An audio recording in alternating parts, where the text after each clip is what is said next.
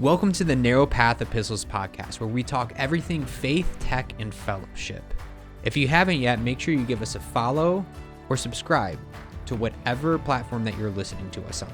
In this episode, I have Apurva Rastogi.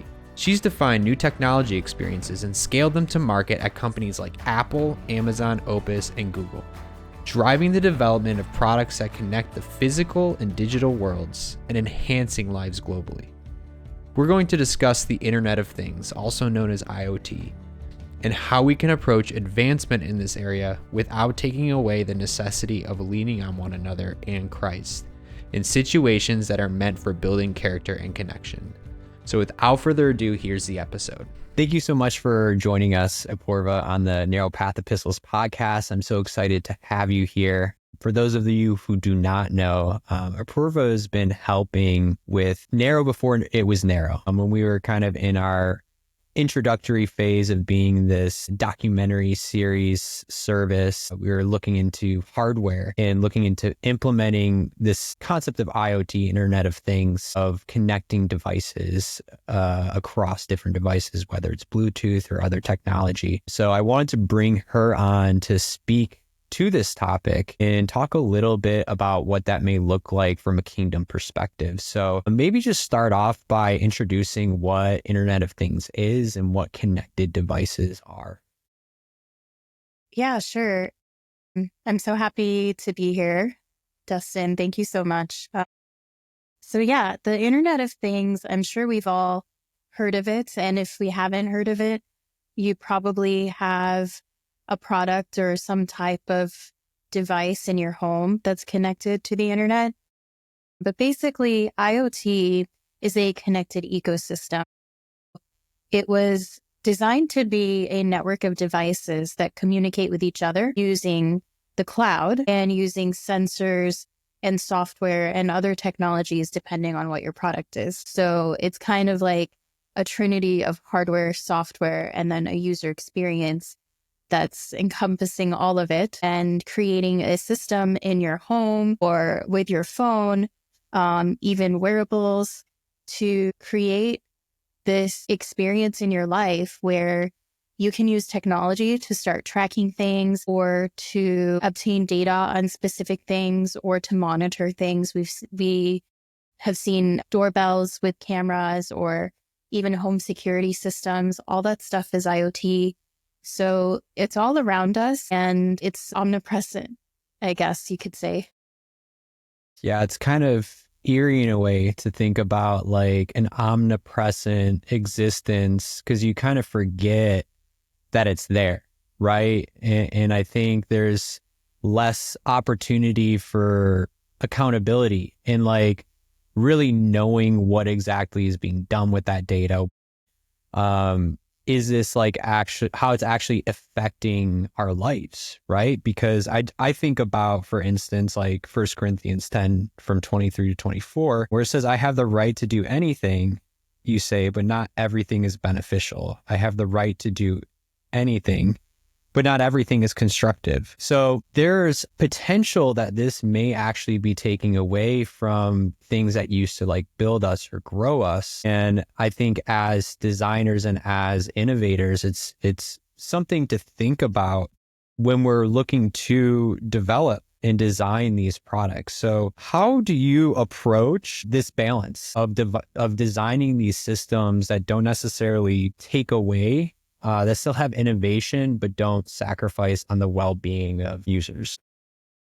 Yeah, that's a great question. And I think it's very relevant today as we see a lot of new technology come out and there are a lot of regulatory concerns, government concerns, privacy concerns, and security. And also users, people are questioning where the data is going now. When we first received all of these things, we were all very excited about the technology and signing up for everything as fast as possible. And now we're kind of like, wait a second, what is actually happening with this? And I think, there are two factors here. One is when we start with the design of what we're actually creating, really the purpose of technology, the way I see it, is that it's a tool for us. It's something that we use to live better, and it's something we use to elevate our lives. So the question is, how do we live with it? And that's where designers come in to create these user experiences where it becomes so seamless and it becomes just a regular part of our life, and it becomes something we don't even think about. We just have our devices set and they do their thing. And then the other part is the ethical and the environmental balance. So the purpose behind what we're making, right? Is it coming from a good place? Is it coming from a place that's balanced and not just about cost, but also looking at the human impact and the planet impact, and really looking at how these types of things inspire us or actually allow us to be better people and be more connected, like truly connected, not technologically, but spiritually or physically or emotionally in relationship with each other now that we're living in this global society. Yeah, that's really good. I recently read this book. It's called The Life We're Looking For by Andy Crouch. And he talked about this distinction between devices and instruments, where, devices, they offer these two promises of now you'll be able to do this, X, Y, and Z. And then also you'll no longer have to do this, because now it's sort of taking over this responsibility from the user to have to usually do that. But it's at the expense of you'll no longer be able to. So you're taking away this ability also for the user to potentially grow in that area that it's taking over, whatever skills that they may grow, whatever character that comes from that. And then also now you'll have to. But there's this constant development that happens with technology, with even AI. It's like, okay, cool, it solves all these problems, but now I have to learn AI. So the cool thing about instruments, though, is it has these two promises of now you'll be able to, and you'll no longer have to, but no expense of like, you'll no longer be able to, now you'll have to, because it creates space for this personal and community growth. It doesn't take away from that human experience. And I think that's what you were sort of referring to as well, of like, how do we build IoT and like these environments that don't take away, but also have the opportunity to grow users in their heart, souls, minds, and strength, right? So how do you ensure that we create this technology that empowers that side of humans and doesn't lead to dependence? Yeah, that's definitely a deep topic. And I think that it's, technology as a tool, right? Like I like the word instrument because it's something you kind of pick up and play and you learn how to play it, and then something beautiful comes out of it. I love that word to describe these devices. And that's really what it is all about. We're making something that enables us to have much more resonance in our lives, allows us to live better and feel better and be better as good citizens, right? So that we can focus on the things that truly matter, the things that we should be focusing on our time on, like creating connection and building community. And I think that these technology devices, IoT devices, connected devices, they really have to first solve a problem and then enhance our lives. And when we have those products also seem to do really well because those are the products that are actually gaining all the users. So one of the key things with product management, which is my background, is that you're doing well, you have a successful product when you have paid users. And put it in a spiritual way, it's something that has created connection with people where they feel like this is something that I can see myself using. I can live with it. I can include it in my day-to-day routine. And it's something that I actually want to build my life with. Because, going back to what are IoT devices, they're things in your home for the most part. And then we also have things outside of the home. So we have connected cars now.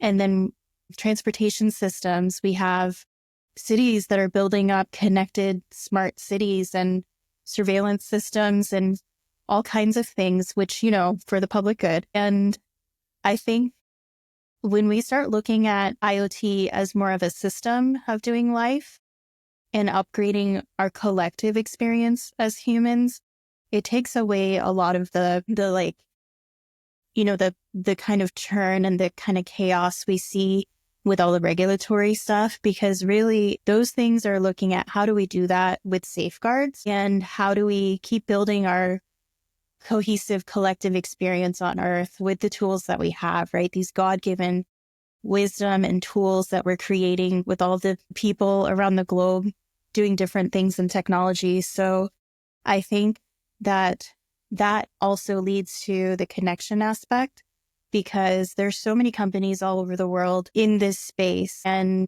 the companies themselves are hiring people from all over the world too. And then the production is happening in different places. Offices are in different places. So just from the work environment alone, I've spent lots of time with people across 6 continents, and that definitely creates connection just in building the item. And then when you look at the people using it, right, you have a community that comes out of it, and it's really a beautiful thing. Yeah, I'm even thinking about how our church Vive, we have a running club, and we've recently started this 15 days through Strava to be able to track the running, right? And just Garmin and like all this ability to bring together people through the tracking of devices to create competition, friendly competition.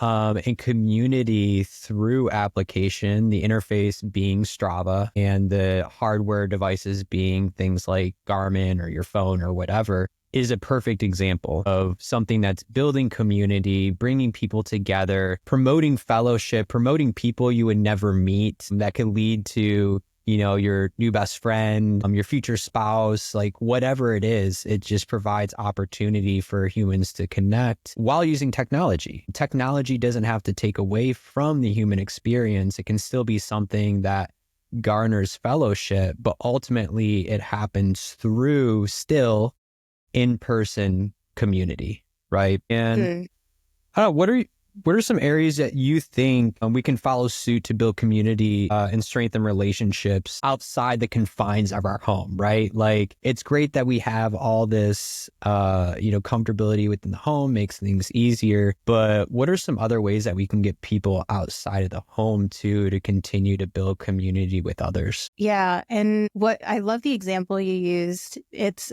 an additive thing, right? It's not taking away, it's an addition to our lives, and it's an enhancement. So I think that, products that generally are bringing people together for a specific cause or an initiative, like Garmin has done for athletes or runners or people even training for Ironman and different types of events, they all gather around the watch. I love mine too. And I think those companies do a really great job with creating a ecosystem where people are wanting that technology. They're looking out for it. It's not here's something I can buy and it's cool. It's, hey, when are you going to add this feature? They have engagement from their community, and people are actually really a part of that process with them. And that's a really great example. But also, even expanding beyond that, I think retail experiences are a place that are kind of, fresh territory, because a lot of what we've seen in the past decade is the brick and mortar being taken away through this wave of digital online shopping. And then the companies that have survived have, presence in e-commerce and in physical. But there are a few niche companies that are creating kind of cohesive experiences from store to online. Some of them are pop-ups, and some are really brands doing brand activations. But I think even bigger than that, with all the space we have to all these buildings, is that we can create physical points for communities to gather and make retail more about the community building and not just about the transactions. So traditionally it was transactions. And I think for the future, spaces will be about community building and gathering people. And then, personally as a traveler, I'm always thinking about different cultures. I love connecting with people wherever I go. And we already are in a global economy. And I think that people are more empowered to use technology to connect with each other now. We have all these video tools. We have all kinds of different options. It's not just one. You can choose your personal favorite and go with that one, and different types of applications, types of consumer apps, and even through gaming, people connect. Yeah, I love how you mentioned this place of meeting, this physical place of meeting to where an ecosystem can exist. Because, I even think about the church, right? Like, it's so essential to our faith walk to have the church, to have like a place of meeting, to bring people together, that everyone knows that they can go here at this time to gather and have intention behind it, right? And have some understanding of what's going to go on, some direction. And I'm trying to think ahead too for Naro with our idea of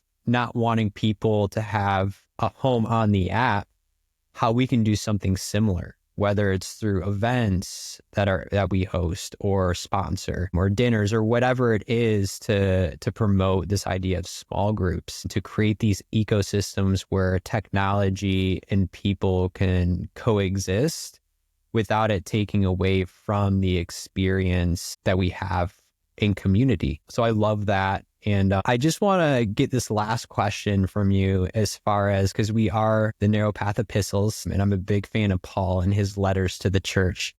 So I'm just curious, what would be an epistle you would write to the IoT industry? Yeah, I think, for my peers building products, I really just want us to get back to the basics and just think about, what are we actually building and why are we building it, right? We have all these legacy products in our lives, but what purpose are they truly serving? And how can we actually live a more physically connected life and not digitally connected, like grow them both in parallel, right? And the purpose of technology being to connect the physical and the digital worlds in between the two.